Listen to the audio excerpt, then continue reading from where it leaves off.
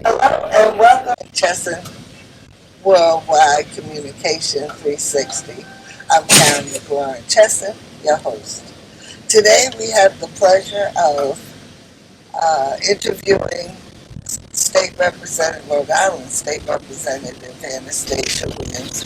Thank you so much. I know things are so busy for you at this time. Thank you, Karen, for the invitation. It's always a pleasure to get together with you. Um, Representative Williams, what is the status of the removal of plantation from the Rhode Island flag and insignia?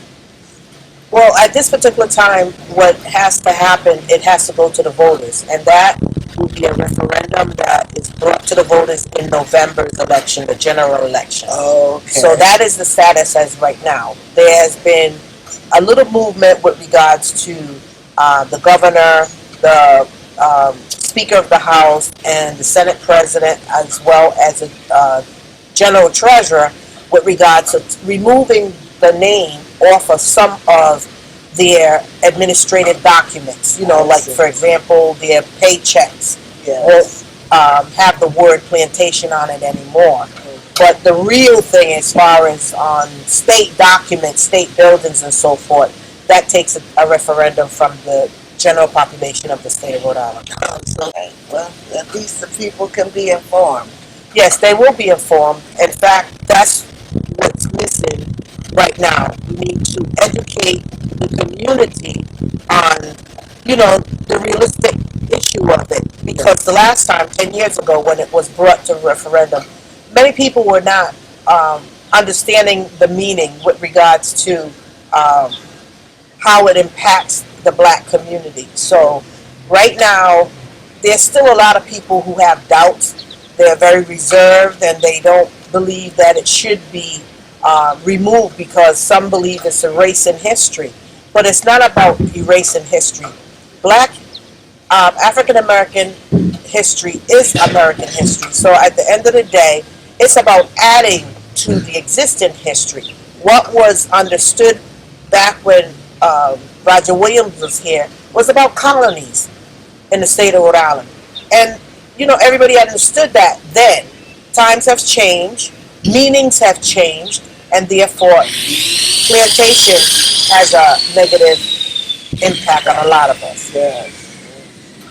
So what's happening in your district? I know that you just recently, you're subject to the election in November. Yes. And so what are some of the hot issues affecting the folks besides the name? The coronavirus is a hot issue that's affecting all of us. Yes. So another issue that is right at the forefront is the Policeman's Bill of Rights. That has had an impact for decades in the state of Rhode Island. The last time that it was tried to be amended or looked at was in 1995 or 1996.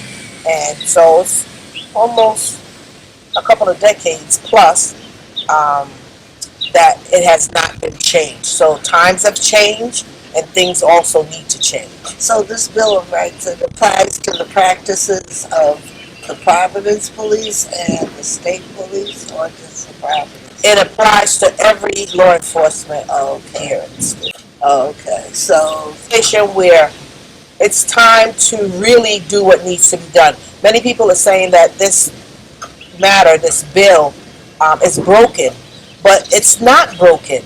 It's doing exactly what the individuals that put it together intended it to do. So it's not broken for a particular group of individuals. It's certainly not fair with others that it impacts at all. okay, so can you give our viewers an example of one of the items under the Bill of Rights that affects possibly communities of color? Well, everything about it affects the community of color, especially our males. Um, right now, what happened to George Floyd, if it had happened here in the state of Rhode Island, that officer or those officers would not have been terminated or dismissed. It would have been a situation where they would go through their due process. The Bill of Rights does not give the chief of police the authority to terminate. He gives them the authority to maybe suspend, but a minimal suspension and with pay at that. So Okay. it's there's a lot of little things in there that makes a huge difference, but it's definitely where it favors all of those police officers. Okay. Okay. So 10 years ago, when it originally was drafted, so today there are several amendments to it to make it more equitable. This is the first amendment with regards to handling change to it. It's not realistically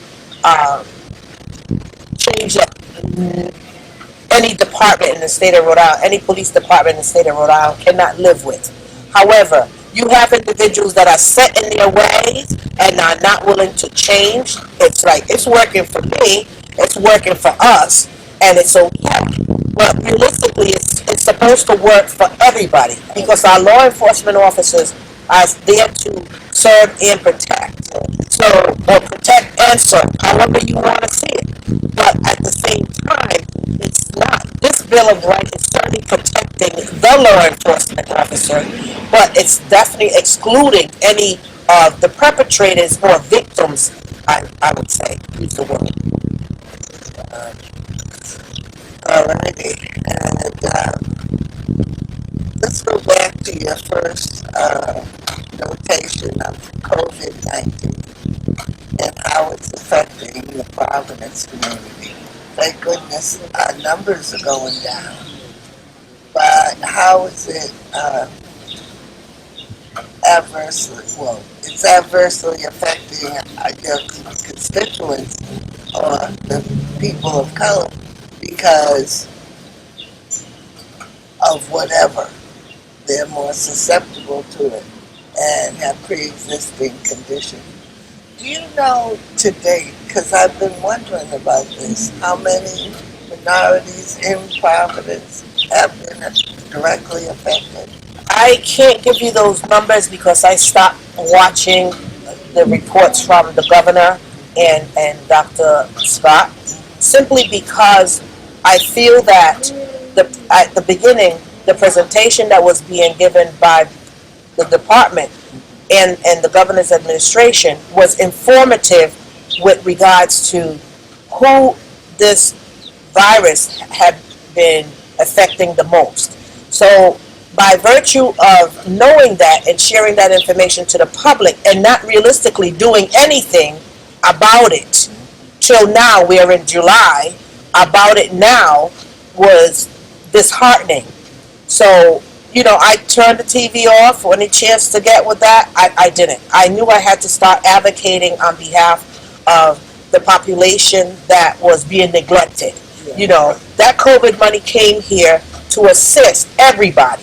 It did not come here for just a particular group of people and entity to benefit from, especially when you announced publicly that there was a group of individuals or communities that it was impacting hard. Even the nursing homes, the frontline workers, the doctors, all of those individuals needed to be attended to first, in my opinion, but that's just my opinion. Now a lot of those individuals are getting assisted, but it's after the fact. So you throw out these illusionary numbers. I call them illusionary numbers simply because I don't believe they're hypes, because I have seen the suffering in my district. I've seen it in my community, the community of color, the Southeast Asian community. I mean, they were left out. The African American community, the governor made the Latino community her top priority, and rightfully so. But they all should have been top priorities, seeing that they were being affected in large numbers. Yes.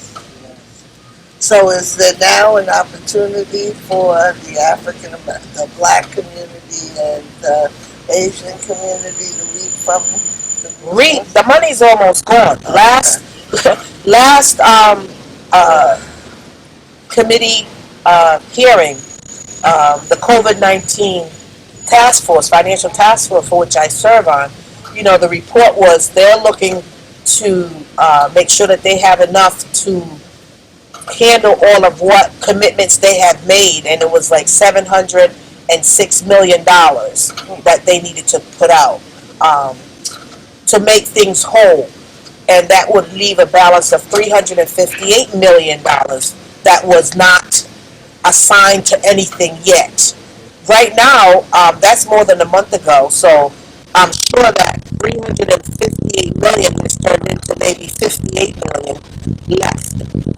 That's just me talking, but because we haven't gotten an update as of yet, and unfortunately, no, kibbles and bits are what the minority community are receiving. Divide and conquer is what the minority of color, the community of color is receiving. Lip service is what the community of color have been receiving since this pandemic occurred. That's a sad state of affairs. But thank goodness you're there to advocate. Yeah, but it's And, not enough for me to be advocating. It's about all of us advocating. Black, white, yellow, green. We're supposed to be, as the governor said, we're in it together. What does that really mean? We who? Together where and when? And realistically, why? So now it's let's rise together. Many of us have, many of our people have died, so they're not going to be rising anytime soon. One, two, rising together means you're working together. Transparency plays a part. Communication plays a part. This isn't about building up your next step, your next career. This is about people's lives. yes, It's about life and death and yes, survival. Just about the rent. Now we have a rent crisis that's going on. yes, So it's like people are being put out of their homes. People can't afford to move anyplace else because when it was presented, there should have been a proper way of being. You don't have to be concerned about getting evicted. However, you must pay your bills. yes, You make sure that all that you have, what you have, almost pretend that the virus is not here. But when you just say you don't have to be concerned about getting evicted, the courts are closed and there's going to be an extension, people are sitting back, oh, really? Okay, you're on lockdown, but nope, I'm going to take care of, things that I would ordinarily take care of because we don't have to worry about getting evicted. Boom. That information should have been properly presented, and it wasn't. It gave that illusion that everything is going to be all right. So now it's not. And the money is not there to help all of the families who are finding themselves without the proper resources to catch up on their rent or move to somewhere else because the landlord is saying, I'm not going to get that money. I too have to pay bills, yes. and you're not going to get it to be able to give it to me, so therefore you need to leave. Now the evictions are coming, or the put-outs are coming, and there's nobody to really help these people. So on top of the pandemic, we got another pandemic. Yes, yes. And where are those people going to go? It would seem that people would have pre-planned for that. So when the governor put out the fact that people were not going to get evicted, that's part of the story. That's part of the problem. And part of the problem. Right. Because people at that point should know, A, are you going to be liable? B, is the state going to cover your stuff? C, will you ultimately be subject to eviction? And D, where do they go? But those are questions that a leader, a good leader, an open-minded leader would have had the staff, the community take part in, the community was being left out. The community is being looked upon now in order to address the problems that were created by the administration. But now, while, better late than never, look at how much time could have been saved. How many lives could have been saved? How much if you had given the courtesy to individuals that know there are groups out there that know the community that could have and was asking, look, we can volunteer. We can tell you how it is we function, what the needs are. But it was falling on deaf ears because, there are some people in some administration that feel that if it's not coming from us, No, no, it's not not important, good. it's not the real deal. But who can tell you better than the individuals that are living it on a daily basis? Sweet. But are the schools really equipped to bring our kids into those buildings? The HVAC systems, the UV lighting, the deplorable conditions of the majority of these buildings, to bring healthy children into an unhealthy environment is not fair to our community at all. They were a mess before the pandemic. They're more of a mess now because a lot of them had mold, were dealing with peeling paint. So imagine with not having the proper equipment to deal with this coronavirus. It hasn't gone away. It's not going to go away. It's here. So So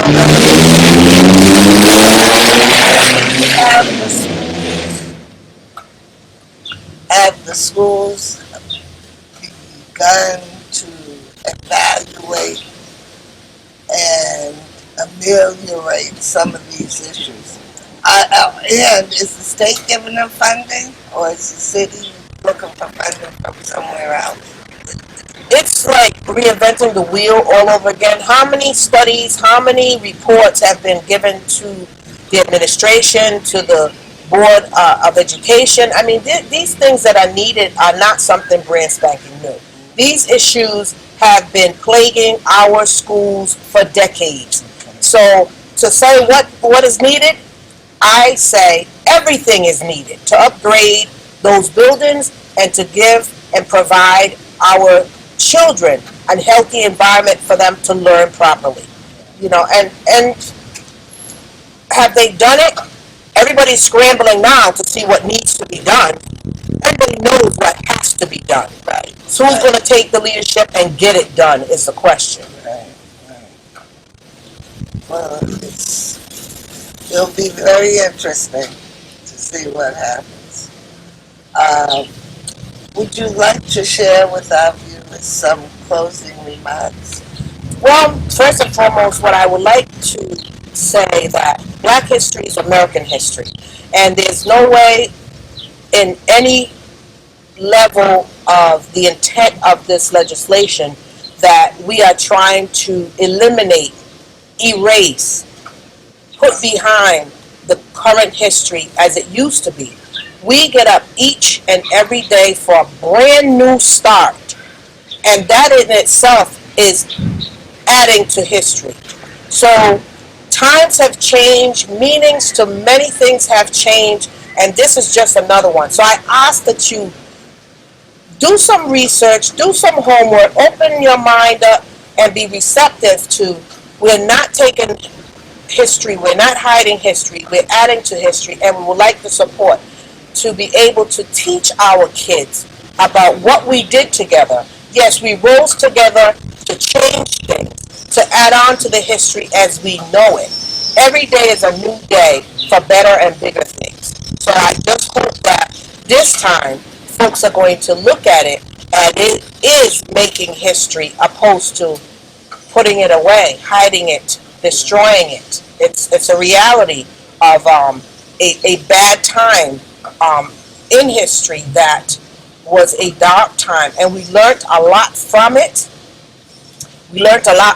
So we're moving forward together, and we'll teach our children, our grandchildren, and even the great grands will be able to know that Rhode Island and its plantations communication once upon a time meant colonies, but now, as time passed, it became an offensive word to many. And together, we changed it in a positive way to make sure that folks are not offended and not brought back to an era of darkness, but a time of togetherness. So, with that, I look forward to anyone reaching out for more information on it and hopefully supporting it at the ballot in November. Well, thank you very much, Representative Williams, for your time. I know you've had long, hard days every day, and we appreciate the fact that you found time to join us and to take a moment to share with the community and the people your hard work and efforts. So thank you very much for your service. My pleasure, Ken. And keep doing what you're doing. I'm going to do as best I can. I know. Stay healthy, stay safe. Same to you. Thank you. You're welcome. And folks, this has, we've come to the conclusion of our show. Thank you for watching, and watch for us next time. Stay safe, stay healthy, and try to find a little happiness.